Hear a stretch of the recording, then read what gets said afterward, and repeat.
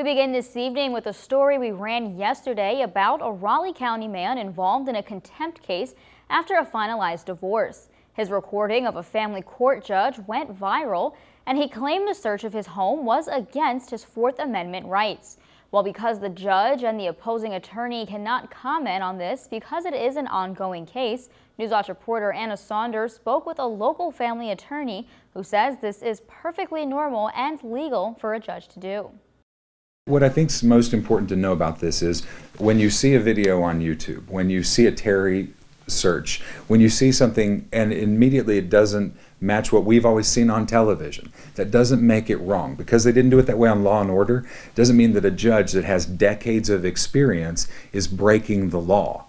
The video Dunlap is referring to can be found on YouTube, as it shows Matt Gibson, one party in this case, asking for a warrant when Judge Louise Goldston shows up on his property to continue a contempt hearing to retrieve items the ex-wife has requested in a divorce agreement. In legal terms, this is called a viewing. And when people see a family court judge doing a viewing, it would seem very concerning. Realistically, there is a West Virginia Rule of Civil Procedure, Rule 34, people can look it up, about the production of documents, things, and entry upon for inspection or other purposes. This also allows the judge to order the deputies and the other party to claim items from the home, like pictures to duplicate. And while some might ask, including Matt Gibson himself, how she was able to do this without a warrant, it is all about what was listed as an asset in the divorce.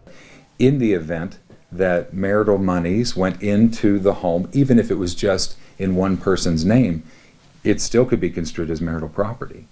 So the notion that someone went into just his house isn't really one that the judge or the attorneys could defend, because they can't go on the record and disclose what is in fact confidential in this case.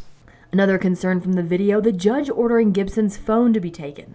This is also within the law. Rule 8 of Rules of Practice and Procedure by Family Court says no person is permitted to record any court proceedings, and this applies whether they're having court in a courtroom or, in this case, in someone's yard. Reporting in Raleigh County, Anna Saunders for Newswatch. Dunlap also said the communication between Gibson and his ex-wife's attorney, Kyle Lusk, was also legal because Gibson represents himself in the divorce case.